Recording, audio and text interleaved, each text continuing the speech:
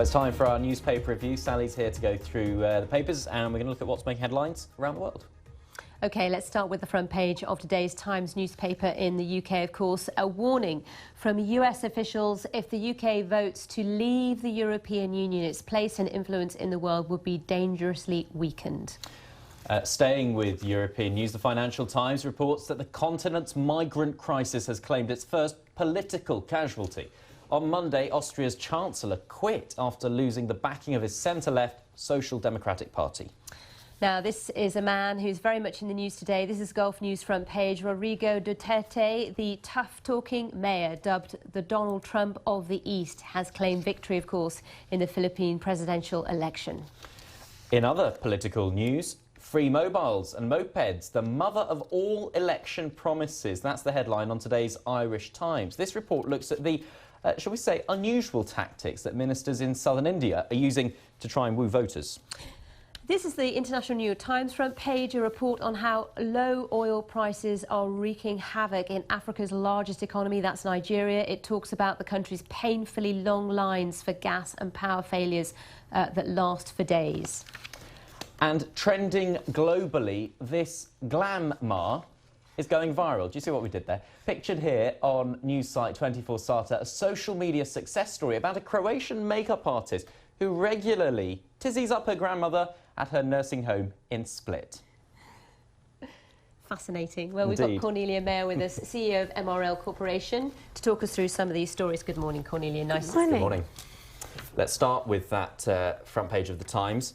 Another warning: we had President Obama, saying that UK would be back of the queue for trade. It's now moved on to security. Yeah, it moved on to security actually this weekend when the former two security chiefs of MI6 and MI5 came out and said, look, we're really bettering out in terms of security, and also we need Europe and Europe needs us, and Europe has a big, good influence on security. Look at the when the East broke up and how the European Union really helped integrate Poland and all these countries.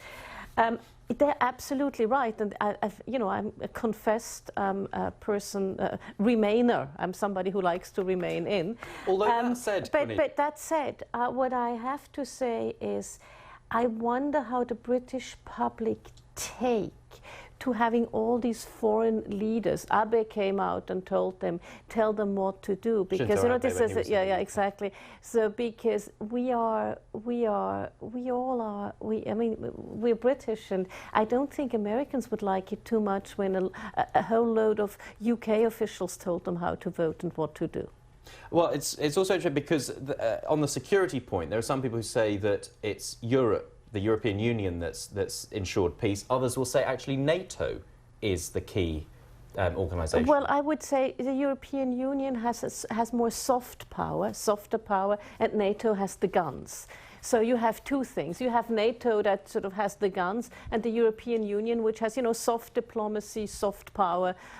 So we need both. In terms of how this debate is being played out in the UK, give us your take on it, because we look at this, the front page of the Times: don't vote for Brexit, US defence chiefs warn. And it's a strong warning coming from US defence chiefs. But then you've got, the front of the Daily Telegraph, which we might be able to show if you use the higher camera. We don't have it, so I'm going to show it to you there. That, of course, is Boris Johnson. He says, I'm fighting for freedom. He's all over the front page of the Telegraph. He says the gloves are now off. Give us your take on how it's going. Well, I think as I said, I'm a Remainer. Boris Johnson calls us Remainers. But I think the out campaign has everybody makes their bold statements, and I think the in campaign has many more facts to back them up. But everybody gives the bold statements. It must be very confusing for the average British voter who has other things on their plate and may not, like you and me, who are sort of a little bit political pundits, and we love that, look at this all the time. And again, I'm just not sure the British like to be scared into doing something. That's what worries me a bit.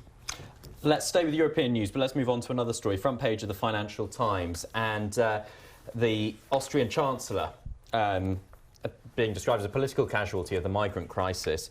Of course, we've been covering the very sad story of these people who've died trying to cross the Mediterranean to reach Europe. What do you make of this, the political side of it? This is a political side, but it's also part of the discontent. Voters go away from established parties. A few weeks back, there was a presidential election, which is in Austria, and the Freedom Party, and sort of right, sort of like UK UKIP, very nationalist party, got sort of most of the votes, and the Social Democrats and the equivalent of our Conservatives, the People's Party, did not get enough votes. So Feynman is now the casualty of that. And he came out very strongly in favor with Merkel of letting immigrants in. And then he had to backtrack when it was just too much of a strain on Austrian infrastructure. It's quite interesting, actually, because the first three stories are all linked in the sense of... It's all about votes. What will people do? What decisions will the public make when it comes to key decisions about where a country's headed? So in Austria, should I say, we are seeing casualties there. In the Philippines, of course, we've seen this man come to the forefront who looks like he's going to get the top job, yet none of us a few weeks ago had ever heard of him, and he's an unusual individual from an unusual part of the Philippines. Well, he's from the south. You lived there for a while. I lived there for a while in the mid-90s. I loved it. But he's from the south. He's from Mindanao, which is the southern Tagalog region, the most southern region, which is half Muslim, half Christian. So it's a very different part. And it's quite a lawless part, so that's why he's so much for law and order. It's interesting. Every now and then, every 10 years or so, there is a newcomer on the political scene, because usually it's the son of a president like Benigno Aquino, or the previous president Macapagal Arroyo, and then every now and then with Erap Estrada, and now with Duterte you have somebody who's an outsider. Erap Estrada was a popular actor. Duterte is a mayor from Davao City.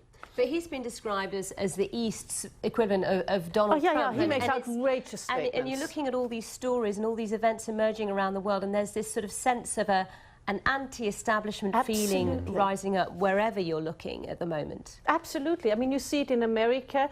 You saw it in Austria very markedly. You saw it in Germany with the local elections. You see it now in the Philippines. I think people are a little bit sick and tired of their elites and want to see change.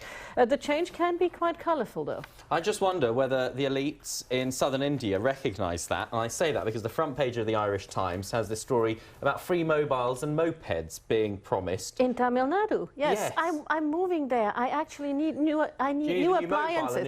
No, I need new appliances, so maybe somebody's giving me a new stove. I think that'd be brilliant. So I'm moving there. Come on, what is all this all about, Cornelia? It seems quite desperate, doesn't it? No, it's quite desperate, but you know, in lots of places, like in the Philippines, you will bus people to elections, and you know, when people are running for an election, when you see people buying lots of pickup trucks. So there's a lot of that thing going on. In the old Roman times, they had, you know, and games and bread. But isn't this buying votes? It is buying votes. And it should be totally illegal, but you know, there's ways and ways of interpreting electoral processes, I guess. International New York Times is our next one. Low oil prices. I mean, we talk about the oil prices a lot and the fact they are so low. This is really the human face of that, isn't it? This is, and if you look at countries like Nigeria and you look at countries like Venezuela, well, they're really, really suffering because they have not sufficiently diversified their economies, and there's just been so much mismanagement. You know, you have brownouts or load shedding or, you know, blackouts, whatever, for times on end. You have queues, and I remember once sitting in NNPC, in Tower 1 of NNPC, the national oil company, looking down, seeing the queuing for petrol, and I said to the person there, but you're an oil exporting country. How come your people are queuing for petrol? I mean, it's all to do with refining and so on. But it's really bad. Not diversifying is a conversation we've been having for for many, forever. many years. Yeah, forever. And you don't diversify economy in no time, but it's about time people started diversifying their economies. Now, what do you make of this granny? Grandma, they're calling her. Grandma. I want to adopt her granddaughter so I can look like this. You already do, Cornelia. You were so nice, thank you.